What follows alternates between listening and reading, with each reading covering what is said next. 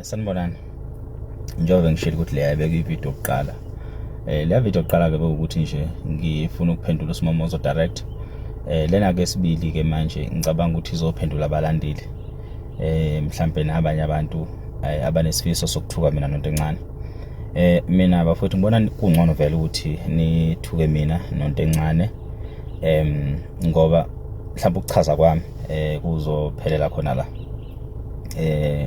Angifisi ukuthi kugcina kungena amagama abanye abaculi. Angifisi futhi ukuthi ngigcine ngilimaza ama brand noma ngihlula ukucabangela ama brand abanye abaculi egameni lokufuna ukuzithethelela mina nonto encane nongelo V. Kodwa ngizothi mina nonto encane kakhulu. Ngoba uma sokhuluma iqiniso lapha e-changing room uma abafowethu esasinabo lapha ababekhuza kwakuyimina mhlambe nawabona nama video masisuka nje emagroundini nje imina wayikhuza kakhulu from egroundini ema-changing room kwakuyimina uSomntwana kanye noNjoko. Mina nje amagama azaphuma abheka ngakimi ekukhuzeni kwami kwathiwa ngathi senikhuza njalo ngathi ningabafazi anoke niyeke insizwa zelo. I-brand enkulu ke le eyikhuluma lokho, i-brand enkulu mhlambe enkulu kunathi sonke esasikhona lapha e-changing room. So nawe unga-check nje ama brand ayekhona e-changing room because futhi angizokuthanda ukumention igama lalo muntu. Ngendlela ebucayi ngakhona lento kangangoba ngalesa sikhathi lesi kwazi kwaphuma ngisho nezibhamu zaphuma ibhamu lapha e-changing room. Angeke uSimomoza kuveze lokho because kunama brand akawahloniphayo, kunama brand akawacabangelayo, kodwa ukhethe ukuveza lokhu kukanti encane kakhulu. Still mangase kuthiwa siya deep sigcina sikhuluma ngalento ngaze kugcina kuphuma ukuthi kahle mina e-changing room ngimsulwa. Because angaze ngithuke umuntu futhi angaze ngikhiphe isibhamu, kodwa bakhona abayikhipha ibhamu e-changing room ngoba kunamanye ama brand okumele avikele, kunamanye futhi akumele abulawa.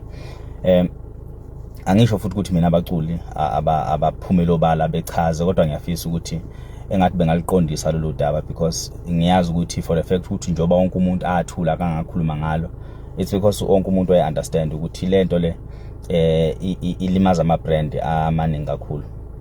Mina ke impi yami enkulu noSimomoza yasuka ekomidini. Ngamxosha ekomidini sinonto encane. Kwakunekomidi ke lapha elaliphethwe yimi uSimomoza unto encane noThandazani. uSimomoza nje wahlulwa ubudoda wabhakuza wayale okwagcina kungiphoqa ukuthi ngimkhiphe lelo komidi futhi ngaze ngamxosha nasethimini. Ehlulwa yikho nje lokho ukwenza kwendoda yenza bona lobufazi lobu.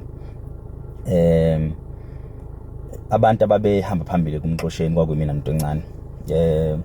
Isizathu ke sokukhuluma kaNgelo V noma sokungena kwegama likaNgelo V, igama likaNgelo V livezwa ukuthi uNgelo V weyimanagement ye-team, which means kwi-management ye-team kwakuyimi uNgelo V, uMalume Thuthani, uMfokandlovu, owayizama ngayo yonke indlela ukulungisa isimo kuleya team, kube noGigi uMfokaMasinga, kube naye kuKhuba uKhuzani. So ngesikhathi sekuphumile uKhuzani si-management sahlangana sazama ukuthi sithole umhlahlandlela sithobisa isimo egroupini ngakusasa after uKhuzani sebhala statement sokuthi uyaphuma.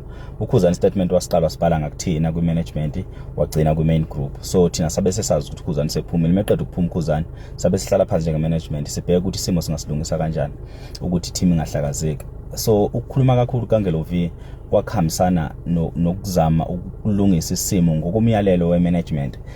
oMalume Thuthani bangofakazi noGigi uMfokaMasinga bangofakazi. uMalume Thuthani ngaleso sikhathi wayehlushwa kakhulu i-network noma webhizi ngemisebenzi angazi, kodwa wayengatholakali kakhulu ngaleso sikhathi ku-WhatsApp, kodwa kule mihlangano ye-management wayekhona futhi esasikwenza sithunywe i-management. Ngokuba uSimomoza wayesebuyisiwe ke ethimini enza bona lobhukazi. Ukubuyiswa kwakhe ethimini wayethreatenisha i-team ukuthi uzokhipha zonke indaba zasethimini, ekhiphe yonke into nge-team, ekhiphe zonke izinto esisuke zenza sisodwa siyi-team. Kwathiwa akabuyise uSimomoza, wabuya kuSimomoza. So maybe uSimomoza mayiqeda ukuphuma uKhuzani egroupini, uSimomoza wayesenza okusha ke, wayeseba yibhukazi. Lapha uNgelo V nami sizama ukulungisa isimo ngokwazi ukuthi njengamanje se-management sivumelene ukuthi i-team ayiqhubeke while eceleni kusancengwa uKhuzani. uMalume Mthunzane uyena wevolunteer ukuthi uzomncenga uKhuzani uzombuyisa uKhuzani egroupini, but uSimomoza uyifuna ukuthi kwenzeke ngendlela yakhe. uSimomoza uyifuna ukuthi wonke umuntu ayidikile i-team ayishiye i-team. So ngaleyo ndlela ke sasizama futhi ukuqondisa libona lobo bhukazi ukuthi sithi sihlangene sizama ukulungisa isimo, kube khona umuntu ofuna ukuthi yena enze ngendlela yakhe enganabo kwabuholi bokulungisa izinto. So uNgelo V ungena ngaleyo ndlela, igama lakhe liqhama kakhulu ngaleyo ndlela. uGig umfoka Masinga ucoach naye ungomunye wathembisa uSimomoza induku ikhathe eziningi ngakho lokuhlupha kwakhe kwakungemina ke ngedwa. Mina ngathi ke mase ngisaqhubeka nemiyalelo yemanagement ngithi ngibuyisa uSimomoza ngimfaka endleleni, uSimomoza wabe saqonda nje kumina esehlala nami ithonto khona lapho. Hawuma ngithi nangu uSimomoza ekhwele dilika ngabe sengimtshela ke nami ngendlela engimtshela ngakhona saxabana. But even before sixabana noSimomoza kwase kunenkulumo ezivilayo zokuthi imanagement idla imali ye-team, okwasimangaza because kwi-management kwakhona imina, uKhuzani, uMalume Mthunzane, uGig umfoka Masinga, kanti nonto encane wakwaba khona egroupini. So now izathu esikhulu semanagement esasenza ukuthi kungathi mayiphuma ukhuba mase siyaphuma nathi siyalandela noma kuthiwa i-team ayivalwe, because wayengayena umuntu oqala wevama ukuphuma egroupini ngenxa zezinxushunxushu ezazikhona. Baningi abaculi abaphuma egroupini, abanye bephuma bebuye, abanye bephuma forever. Unto encane wakwaphuma exabene negroup, exabene neteam, uSminoff wakwaphuma, uJiva wakwaphuma, baningi abake baphuma, nabo uSimomoza bakwaphuma, inqwabo omashelela abake baphuma. So umculi mayiphuma wayiphuma nenkulumo zokuthi mhlambe akaphathekile kahle lana sasihlezi ke sibambana esekhona nayo Khuba ukuthi bafethu umuntu ophumile akangalandelwa, umuntu uma esayithanda team uyobuya. So still management yahlala kuleyo myalelo. Yabona nje mina ngiyaphila kakhulu nto encane, kodwa ithi mayibhedile ephumile egroupini ngangingamlandeli mina ngiphume naye. Mhlambe kunezithombe kubonakala ngijima naye la sisemakhaya eGreat Town, because siyaphilelana even ngaphandle kwebhola. Kodwa sasithi masixabene ebholeni, ngoba sasixabana ngempela ebholeni mina naye, sasithi masixabene ebholeni, kodwa ngokuphilelana kwethu kwaseceleni sasiqhubeka siphile, sihlangane sijime ndawonye, kodwa ufike ukuthi asisadlala ibhola ndawonye. Kahle iyona into engizama ukuyiveza ukuthi kangangoba le group le kwathi makuphuma uKhuzani ngamemezela ku management after sekuvela ukuthi thina sidla imali, ngabe sengimemezela ku management ukuthi hayi bafowethu mase kunento esikhuluma kanje kuthiwa sidla imali kubeni kuyithina esikhipha imali, ngisacela ukhoxa ku management, ngisacela futhi ukuphuma egroupini. Bayakhumbula bafowethu bangincenga bangifonela ngicela ungaphumi aluze lilungise lo daba, ngavuma ngahlala ukuthi siyalungisa ke lo daba. Kulapho ke sasesixabana khona ke noSimomoza egameni lokuthi sizama ukulungisa i-team ukuthi ayingahlakazeki i-team ayingafi ngokuba sekukhona oyedwa wethu osaphumile. Sasinethemba lokuthi usacasukile, soba nendlela futhi yokumbuyisa kuzokwehlisa umoya, kuxoliswe la akangaphathekanga kahle khona, kanti ke futhi naye sasikulindela ukuthi mhlambe engehle exolise la akangayiphathanga kahle i-team khona, uma elibona iphutha lakhe kanjalo futhi ne-team ayoxolisa uma nayo ilibona iphutha layo ngokwenza kwayo lokho ayikwenza lapha ema-changing room, because ema-changing room bancane kakhulu abantu abebemsulwa, akekho umuntu wayemsulwa ema-changing room. Udaba olukhulu lwenzeka lapha ema-changing room.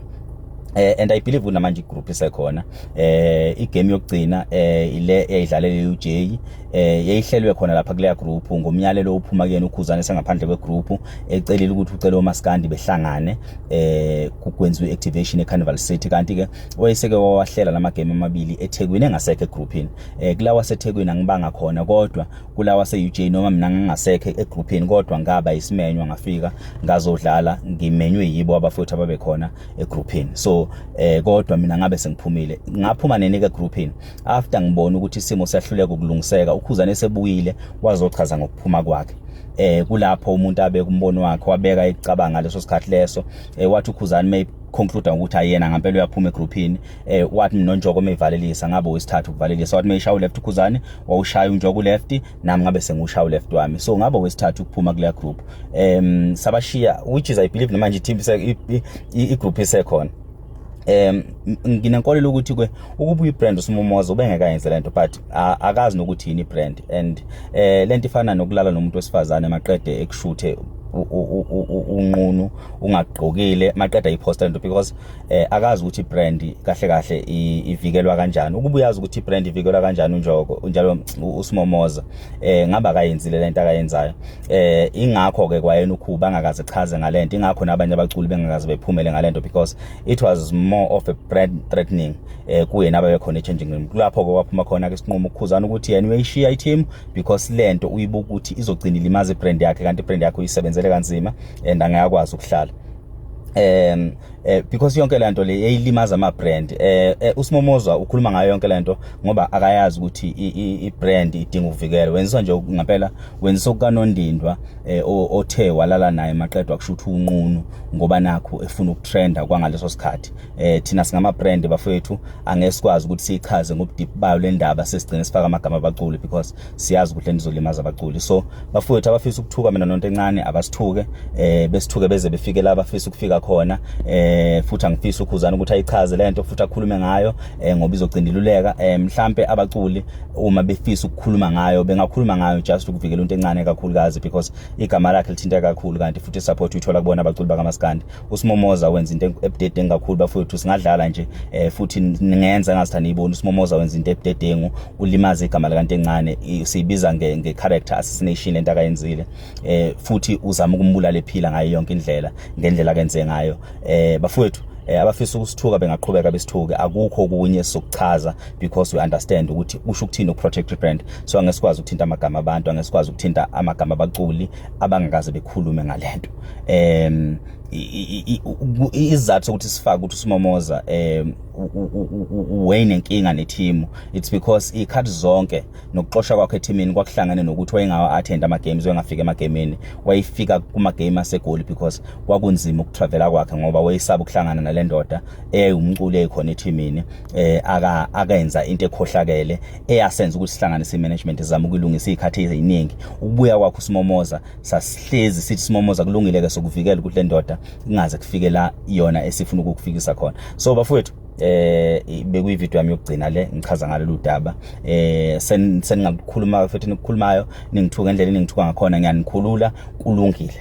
Ngithukeni niphinde futhi nimthuke into encane, kodwa iqiniso ilona lelo. Akukho okunye okudeep enizokuthola from kimi noma into encane. Abafisa ukuyikhuluma indaba namafisa ukuyilula bengayilula. Uma beyilula ke akukho inkinga ke isiyodibana esikhaleni kaNtombela.